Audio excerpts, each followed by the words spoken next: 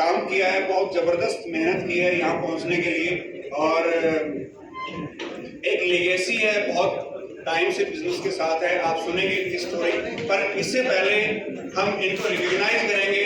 मैं चाहूँगा नीरू थोड़ा सा बताएं इनके बारे में और आपको आपके सामने इंट्रोड्यूस करें। और थैंक यू सो मच। और सच में जब रिकॉग्निशन होती है ना तो ऐसा लगता है कि सर ये जो बिलीफ सिस्टम है बहुत बहुत काम करता है। रमा से मैं जब पहली बार मिली थी तो ऐसा नहीं सोचा था सच में कि मैं किसी एमरल्ड या डायमंड लेडी से मिल रही हूँ। और पहली बार ऐसा लगा कि मतलब एक ऐसी खूबसूरत सी लेडी है जिसको मैं जो काम बोलती हूँ, मैं जहाँ मीटिंग में बोलती हूँ वो आती है, जो प्रोडक्ट मैं उसको बताती हूँ वो यूज़ करेगी, उसके पास कभी एक्सक्यूज़ नहीं होता, जो कि बहुत अच्छी लीडर है, जिसको मैंने कभी नहीं कहा कि कभी मुझे फोर्स नहीं करना पड़ा कि ये बुक तुम पढ़ो, ये बुक मैंने बताई थी तुम्हें।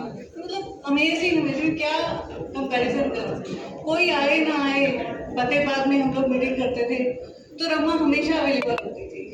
बहुत सारे लोग होते हैं उनके पास कभी यहाँ जाना है, रिश्तेदारी में जाना है, बट इनका जो डिसीजन मेकिंग था। और उस टाइम की मैं एक और खास बात बताती हूँ, बहुत सारे लोग कहते हैं ना कि मेरे हस्बैंड साथ नहीं देते, मैं क्या करूँ, मेरे ये साथ नहीं देते, मेरे वो साथ नहीं देते। और उसमें वेद प्रकाश भाई साहब बहुत ज़्यादा बिजी रहते थे और उनका एमबी के लिए शुरुआत में बहुत ज़्यादा बिलीव नहीं था, लेकिन उनके अंदर एक अच्छी खास बात थी कि उन्होंने कभी मना भी नहीं किया। और एक पावर कपल के रूप में मैं इनको देखती हूँ। और कितनी कितनी बातें बताऊँ, मतलब पूरी एक ऐसी लाइफ स्टोरी है इनकी बिजनेस की मेरी आंखों के सामने। और she is most beautiful from the soul. और thank you so much Rama, मैं तो ब्लेस्ड हूँ कि तुम मेरी टीम का हिस्सा और बहुत सारी महिलाओं के लिए एग्जाम्पल। और खासकर हम लोग जब पंजाबी कम्युनिटी की बात करते हैं तो बहुत बार लगता है पंजाबी कम्युनिटी की औरतें जितनी खूबसूरत दिखती हैं बाहर, उनकी लिमिटेशन कितनी ज़्यादा होती है, और उन लिमिटेशंस को तोड़ के तुम आगे बढ़े और पूरे फतेहाबाद को तुमने सच में पूरे, जिसको कोई नहीं जानता उसको एमवे के नक्शे पे दिखाया। तो thank you so much. And very good, great. तो बहुत ही अमेजिंग पावरफुल स्टोरी आप इनसे सुनेंगे। आपकी जोरदार तालियों के साथ हम रिकॉग्नाइज कर रहे हैं हमारे brand new member Rama and Ved Prakash ji को।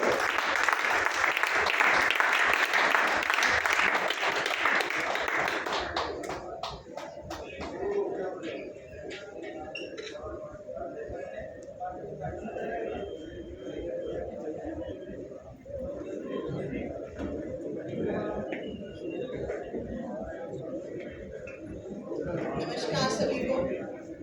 नाम सभी को पता है कि रमा है और काफ़ी साल हो गए मुझे इस बिजनेस में। मैं कुछ शुरू करूँ उससे पहले मैं माइक हैंड ओवर करना चाहूँगी मेरे हस्बैंड को, कुछ बताना चाहूँगी। हेलो दोस्तों, नाम वेद प्रकाश, बिजनेसमैन हूँ। छोटी सी फैमिली है, मैं रमा और 2 बच्चे हैं जो मेरे लिए दोनों ही लड़की हैं। जब हमारी शादी हुई थी 1996 में, तो पहला बच्चा दुष्यंत जो आज यहाँ मौजूद है, और 1998 में पैदा हुआ था। तो मैं उस टाइम बिजनेस करता था। उस टाइम मेरा बिजनेस जब वो पैदा हुआ तो बहुत ही अच्छा चल निकला था और हमें मालिक की तरफ से कोई कमी नहीं थी और बहुत ही बिजी रहता था। तो उसके बाद कुछ हेल्थ प्रॉब्लम रमा को रहने लगी, तो उस दौरान रमा नीरू मैडम से मिले, तो इन्होंने एमवे प्रोडक्ट यूज करने शुरू किए, तो जिनका रिजल्ट हमें बहुत अच्छा मिला। तो धीरे धीरे इन्होंने मुझसे कहा कि मैं ये बिजनेस करना चाहती हूँ। तो मैंने काफ़ी मना किया शुरू में, तो लेकिन इनकी इच्छा थी, तो फिर मैंने इनको कभी मना नहीं किया उसके बाद। तो ये प्रोडक्ट यूज करते करते एक अच्छी एमवे का बिजनेस करने लगे। तो उससे हम सुनील सर से, नीरू मैडम से जुड़े रहे, तो इससे हमें काफ़ी फायदा हुआ। पहला ट्रिप मिला था हमें, किसी को शायद ना मिला उस टाइम। हम पहले ऐसे थे जो सिंगापुर घूम के आए थे, प्लेटिनम हुए थे और सिंगापुर घूम के आए थे। तब से मेरी सोच कुछ और बदल गई थी। फिर काफ़ी समय बाद हमारे घर ये छोटा सा ये आया 17 सालों बाद। इसके बाद तो हमारी लाइफ बिल्कुल ही चेंज हो चुकी थी और हम एमबीए में इतना वैल्यू करते थे कि अब उसके बाद हम इंतालिया, अबू धाबी, गोवा कई ट्रिप ले चुके हैं क्रूज पे, जो हमारे लिए बहुत ही मजेदार ट्रिप था। और उसके लिए देखो, हमने हमारे यहाँ दिल्ली से फ्लाइट मिस हो गई, तो दिल्ली से हम फ्लाइट लेके गोवा गए।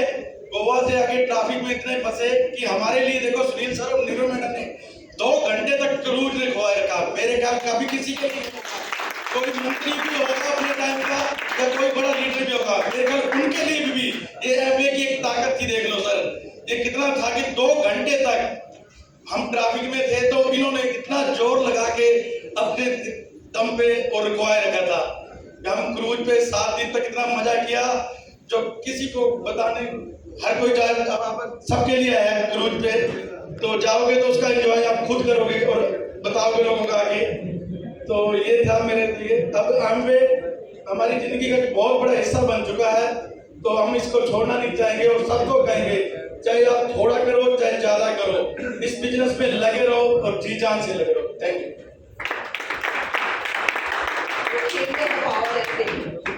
जो कभी हम किसी से बात नहीं कर सकते थे, आज स्टेज पर अपनी कहानी दिल खोल के रख देते हैं, हर एक से अपनी बात शेयर कर सकते हैं। ये पावर है इस एसोसिएशन की, ये पावर है उन 2 दोस्तों की जिन्होंने इस बिजनेस को शुरू किया। यानी कि जो बिजनेस है ये दोस्ती की कहानी है। हम अपने आसपास, हम कभी ये नहीं कहते कि आप बिजनेस करो, आप दोस्त बनाओ। आप जितने ज्यादा दोस्त बनाओगे उतना ज्यादा आप कामयाब होगे।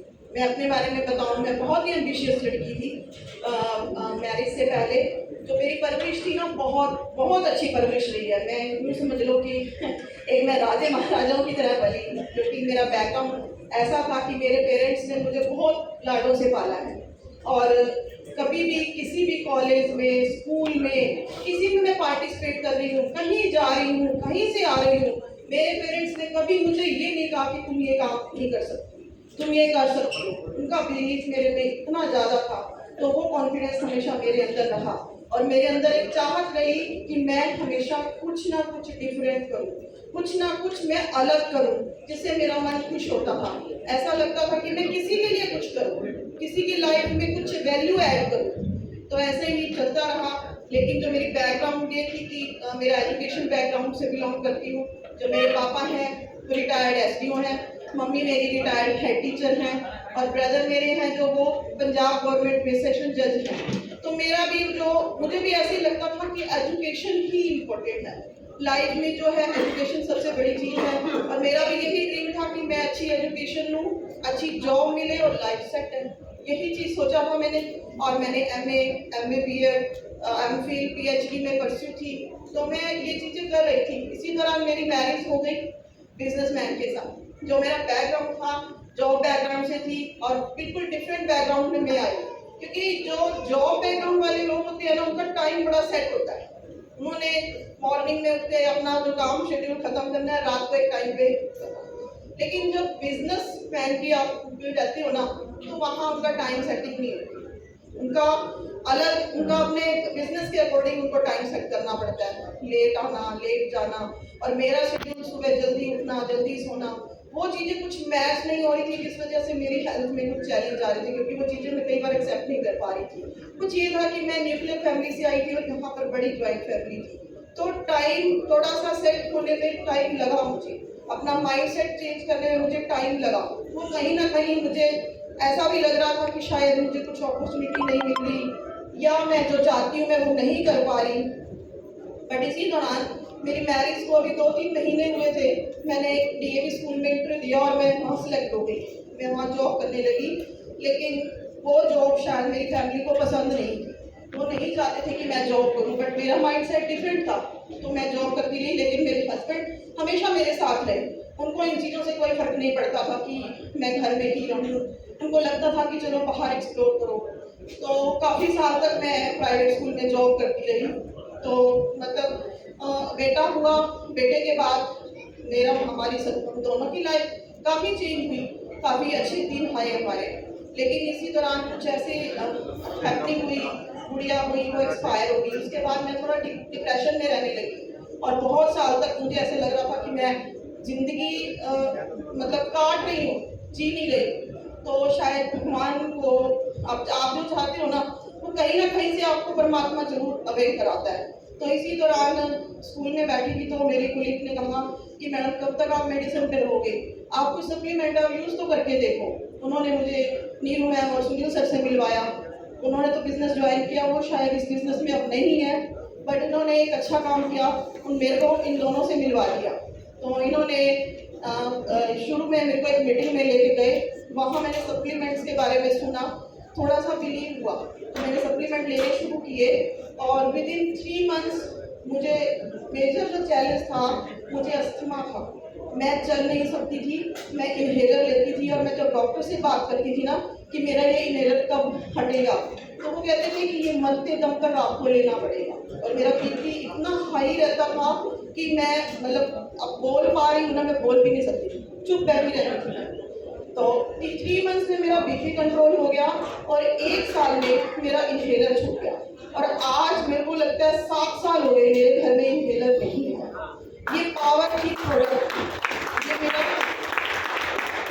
उसके बाद धीरे धीरे मैंने अपनी फैमिली में प्रोडक्ट बताए, मेरी फैमिली में भी रिजल्ट आने लगे, मुझे अच्छा लगने लगा, क्योंकि कहीं ना मेरे पेरेंट्स का ड्रीम था, मुझे डॉक्टर बनाना चाहते थे। जब मैं लोगों का ट्रीटमेंट करने लगी, लोगों से बात करने लगी, तो मुझे डॉक्टर साहब बुलाने लगे। यानी कि जो पुराना कभी मतलब जो हमारी चाहत होती है ना, वो किसी न किसी रूप में हमारे सामने आती है। आज मेरा न्यूट्रलाइट में बहुत बड़ा कस्टमर है और बहुत ज़्यादा फेथ है। वो अगर डॉक्टर के पास भी जाते हैं ना, तो पहले रिपोर्ट मुझे दिखाते, मुझसे पूछते हैं कि इसलिए हम इस डॉक्टर के पास जा रहे हैं, हमारे को क्या चैलेंज है, इसके लिए क्या आपके पास कोई सप्लीमेंट है। और मेरी भी शुरू से ये चीज़ रही है, मैंने कभी प्रोडक्ट बेचने की कोशिश नहीं की। मेरा शुरू से यही रहा है कि प्रोडक्ट किसी को चिपकाना नहीं है, जिसकी जितनी नीड है उतना उसको देना है, ताकि उसको रिजल्ट आए और वो 4 लोगों को और बताए। हमारा काम सिर्फ सेल करना नहीं है, हमारा काम है लोगों की सेवा करना। वो चीज़ मुझे इस बिजनेस में आके मिली। इस तरह धीरे धीरे बिजनेस बढ़ता गया। 6% में, पहले स्टार्टिंग में 6% लेवल होता था, 6% पे जाती थी। तो उसके बाद 4 लोग मेरे को ज्वाइन करते थे, अगले महीने 4 गायब, फिर अगले महीने फिर प्लान दिखाती थी, फिर फील्ड में रहती थी, फिर 4 लोग ज्वाइन करते थे, फिर 4 गायब। मतलब ऐसे बहुत साल रहा, समझ में नहीं आ रहा था, क्योंकि बिजनेस माइंडसेट की थी नहीं मैं। मैंने कभी जिंदगी में सोचा ही नहीं था कि मैं कभी बिजनेस भी करूँगी। तो फिर सुनील सर और नीरू मैम को जब इनका पेरिस का ट्रिप आया, आई थिंक फर्स्ट पेरिस का ट्रिप आया, जब इनको देखा, मैंने इनसे पूछा कि आप पेरिस कैसे जाते हैं। तो इन्होंने कहा कि आप थोड़ा सा प्लान करो, थोड़ा सोचो, थोड़ा इस चीज़ पे काम, माइंड सेट पे काम करो, इन अपने ऊपर ज़्यादा काम करो। क्योंकि हम हमेशा ही ऐसा होता है, जैसे ही हम बिजनेस ज्वाइन करते हैं ना, रश करते हैं बाहर लोगों की तरफ उसको सिखाने के लिए, जबकि हमें अभी अधूरी जानकारी होती है, हमें पता ही नहीं होता इस बिजनेस में है क्या, आएगा कैसे, करना कैसे, अब कुछ नहीं। बस हमने ज्वाइन किया, एक प्रोडक्ट हमने ऑर्डर किया, वो हमने 4 लोगों से बात करनी शुरू की, वो लोग ना कर देते हैं, हम उन्हें लगता है कि सारी की सारी दुनिया ही ना कर देगी। मेरे साथ भी ऐसा हुआ, मैंने भी यही की, हर व्यक्ति करता है ये गलती। लेकिन जैसे जैसे हम इस एसोसिएशन में आते हैं, जब हम देखते हैं लोग स्टेज पर आ रहे हैं, वो कुछ लेवल अचीव कर रहे हैं, तो क्या उनके सामने कोई ये प्रॉब्लम्स नहीं आई होंगी। तो वो जब हम सीडी सुनते हैं, जब हम बुक्स पढ़ते हैं, तो हमें सब चीज़ें पता चलती है कि इन लोगों के सामने भी यही हर्डल्स आई थी, इन लोगों के सामने भी यही प्रॉब्लम्स आई थी, इन्होंने भी यही गलतियां की थी, लेकिन इसको ठीक कैसे किया था। हमें तो अपनी गोल को अचीव करना है ना, हमें अपने टारगेट अचीव करने हैं ना, तो उसके लिए हमें प्लानिंग करनी होती है। तो वो नीरू मैडम और सुनील सर, उनके पास बैठ के प्लानिंग करूँ। मैं अपने पेरेंट्स के बाद जो दूसरे मैं अपनी लाइफ में जो मानती हूँ, तो इन कपल को मानती हूँ, जिन्होंने मेरी लाइफ में मिरेकल चेंज किया। एक as a best friend, as a best mentor, as a best guider. मेरी कोई पर्सनल प्रॉब्लम भी है तो मैं इनसे सबसे पहले शेयर करती हूँ। मेरा कोई कुछ भी मैं लाइफ में कहीं मुझे लगता है कि नहीं हो पा रहा, तो मैं इनसे जरूर शेयर करती हूँ। और मुझे ऐसा लगता है कि धरती पर भगवान ने मेरे पेरेंट्स के बाद मेरे लिए इन दोनों को बनाया है। Thank you. तो बस इसी तरह हमारा बिजनेस चल रहा है और हम प्लैटिनम हुए, उसके बाद फाउंडर प्लैटिनम हुए और बहुत सारे ट्रिप लिए जैसे मेरे हस्बैंड ने बताया।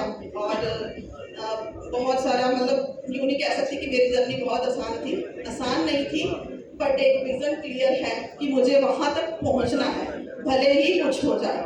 चाहे आप छोटा सा भी, क्योंकि हम हमेशा सुनते हैं ना, आप छोटा सा भी कोई टारगेट ले लेते हो ना, तो भगवान इधर से आपको कुछ ना कुछ ऐसी चीज़ें देना चाहते हैं आपको डिस्ट्रैक्ट करने के लिए कि आपकी कमिटमेंट इतनी स्ट्रोंग है। तो वही चीज़ होती है, आप अपने गोल पर अड़े रहें, डटे रहें, उन्हें देखते रहें, बस आप अपनी मंजिल पर पहुंच जाएंगे।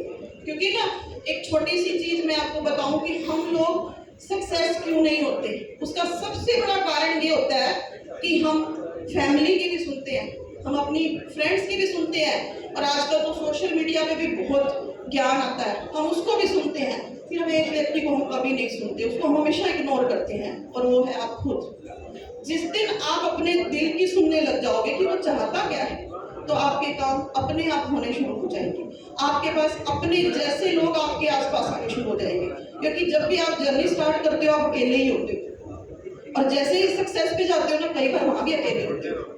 तो ये जर्नी है, ये हमेशा चलती रही, मत घबराओ। क्योंकि मैंने बहुत सारी हमारी फैमिली रियूनियन अटेंड करी है जिसमें सिर्फ मैं अकेली ही जाती थी। भले ही मेरा बिजनेस बहुत बड़ा था, भले ही मेरे पास बहुत सारे लोग थे, लेकिन उनका वैसा कमिटमेंट लेवल नहीं था, उनका वैसा माइंडसेट नहीं था, वो नहीं जाते। आज भी मैंने बहुत से लोगों को अप्रोच किया, और बिजनेस भी है, बिजनेस कर रहे हैं, प्रोडक्ट यूज कर रहे हैं, बट उनका वो माइंडसेट नहीं है। लेकिन आप कभी ये मत सोचो कि मेरी टीम नहीं जा रही तो मैं नहीं जाऊंगा। आपको हमेशा लीड करना है, क्योंकि गोल आपका है, सपने आपके हैं, आगे आप ही बढ़ोगे। आज भी अगर मेरे पास कोई नहीं खड़ा, फिर भी मैं आज एमरल्ड हूँ। ये बहुत बड़ी अचीवमेंट है। आपको कोई भी नहीं खड़ा तो भी आप ये अचीव करते हो। आप सिर्फ आपका जो काम है वो करते जाओ, आपको परमात्मा ने जो रिजल्ट देना है वो आपको मिलेगा। कभी भी किसी का हक परमात्मा ने आज तक नहीं रखा, मैं इस चीज़ की बहुत बड़ी बिलीवर हूँ। मैंने आज तक जितना, क्योंकि मैं बहुत ईमानदार उस चीज़ को लेके, मैंने जितना काम किया मेरे को उतना रिजल्ट मिला है। मैंने कभी ये मतलब एक्सक्यूज नहीं किया कि मुझे कुछ नहीं मिला। जितना मैंने काम किया मुझे उतना रिजल्ट मिला है। अगर मुझे कुछ और चाहिए तो मुझे कुछ और ज़्यादा करना। Thank you so much. Amazing, बहुत ही कमाल।